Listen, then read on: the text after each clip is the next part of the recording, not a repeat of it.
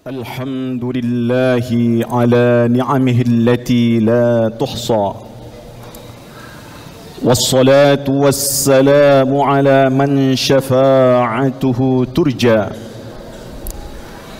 أشهد أن لا إله إلا الله وحده لا شريك له، وأشهد أن سيدنا محمدا عبده ورسوله لا نبي بعده.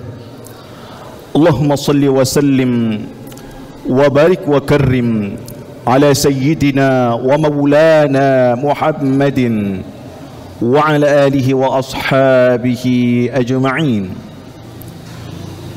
أما بعد فيا عباد الله، أوصيكم وإياي بتقوى الله ولزوم طاعته، كما أحذركم وأحذر نفسي من عصيانه ومخالفة أمره، حيث قال تعالى: يا أيها الذين آمنوا اتقوا الله حق تقاته ولا تموتن إلا وأنتم مسلمون.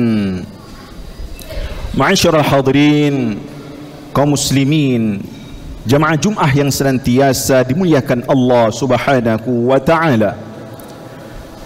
Melalui mimbar Jumat yang mulia ini, Al-Faqir senantiasa mengajak kita semuanya untuk mari kita selalu berusaha meningkatkan kualitas keimanan dan kualitas ketakwaan kita kepada Allah Subhanahu wa taala.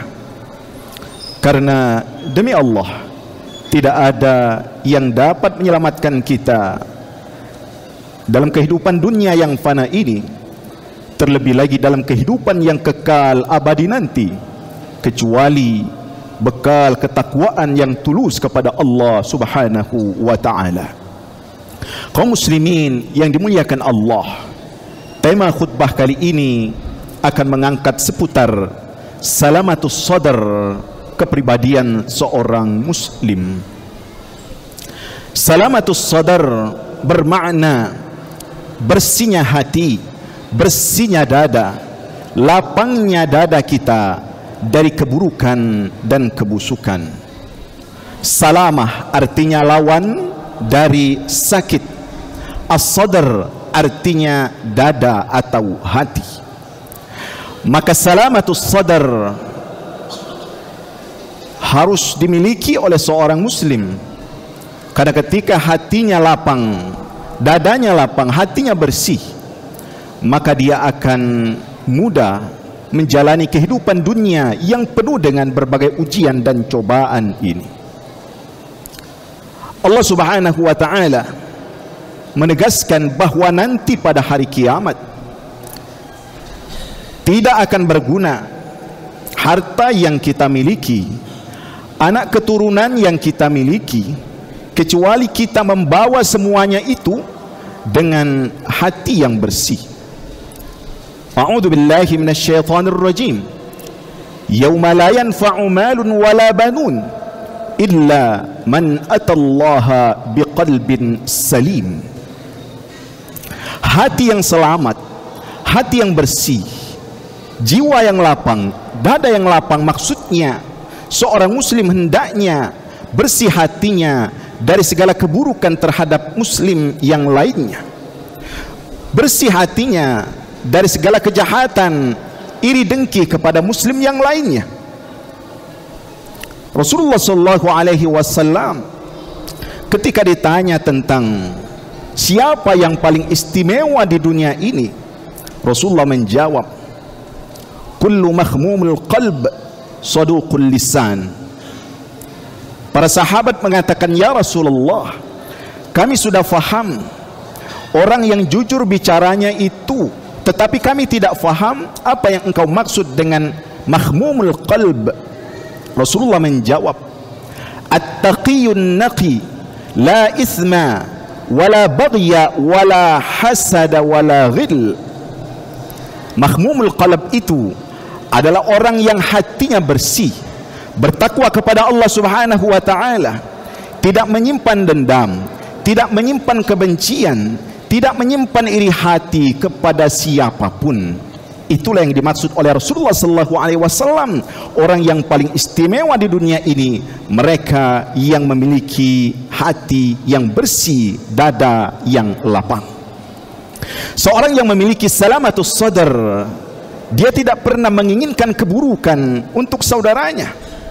Yang ada dalam dirinya mengharapkan kebaikan, keberkahan, keselamatan untuk orang lain sebagaimana dia menginginkan keberkahan, keselamatan, kebahagiaan untuk hidupnya sendiri. Salamatus sadar adalah tradisi para salafus salih, adalah sifat yang dimiliki oleh para nabi dan rasul. Salamatus sadar adalah perilaku yang dimiliki oleh para sahabat-sahabat Rasulullah sallallahu alaihi wasallam. Suatu ketika seorang sahabat yang bernama Abu Dujanah tengah sakit keras. Bila dibandingkan dengan orang-orang lain, saat itu sakitnya luar biasa. Tapi para sahabat merasa bingung ketika menjumpainya dalam kondisi sakit berat tersebut.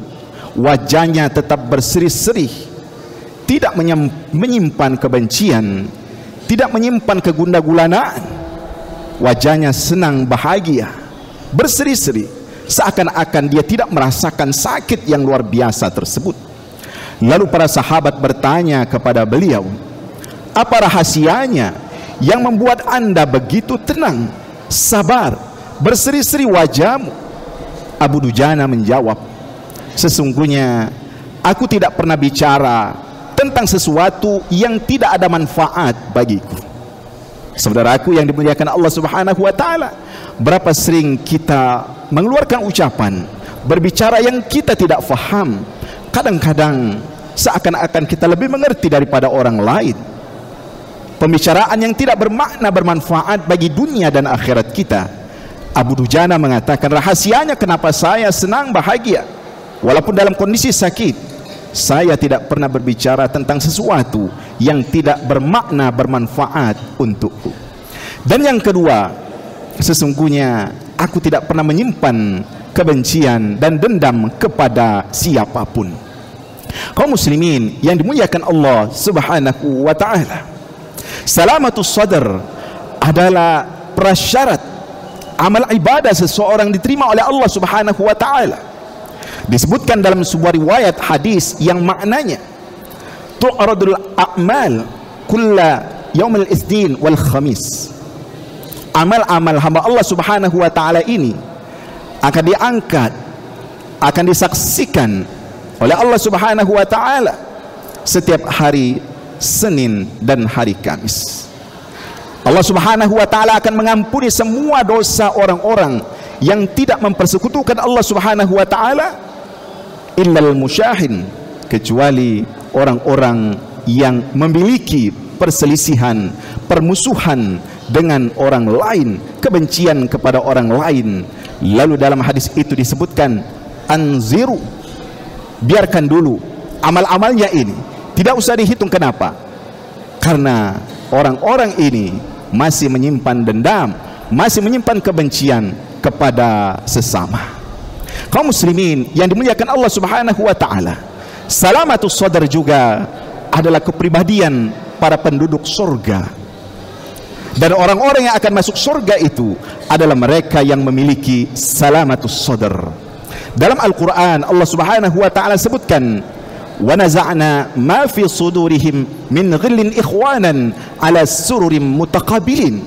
Dan kami cabut, kata Allah Subhanahu wa ta'ala, dari hati mereka sifat kebencian di antara mereka tersebut, dan mereka nanti di atas permadani di surga itu mereka saling memandang. Artinya apa?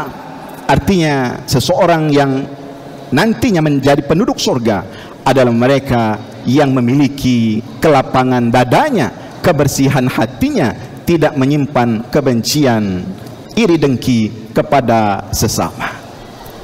Dalam sebuah riwayat Rasulullah SAW, ringkasnya dijelaskan, suatu ketika beliau mendeklar, mengatakan akan datang seseorang penduduk surga ke tempat kita ini.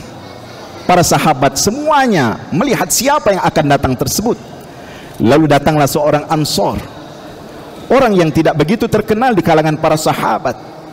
Itulah ternyata orang yang dijamin oleh Rasulullah sallallahu alaihi wasallam menjadi penduduk surga.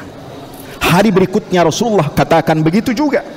Sampai 3 hari Rasulullah declare katakan akan datang penduduk surga. Ternyata yang datang orang Ansor itu terus. Lalu seorang sahabat Abdullah bin Amr bin As ingin mengetahui rahasia kenapa seorang tersebut dijamin masuk surga, menjadi penduduk surga. Lalu singkat cerita, dia menginap di rumah orang tersebut selama 3 malam. Dia tidak menyaksikan amal ibadah yang istimewa.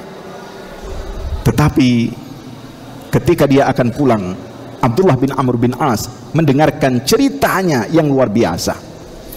Kata Abdullah bin Amr bin As, sesungguhnya saya tinggal di tempatmu ini selama 3 malam, ingin mengetahui rahasia apa sesungguhnya engkau kerjakan dari amal ibadah sehingga engkau dijamin masuk surga oleh Rasulullah sallallahu alaihi wasallam.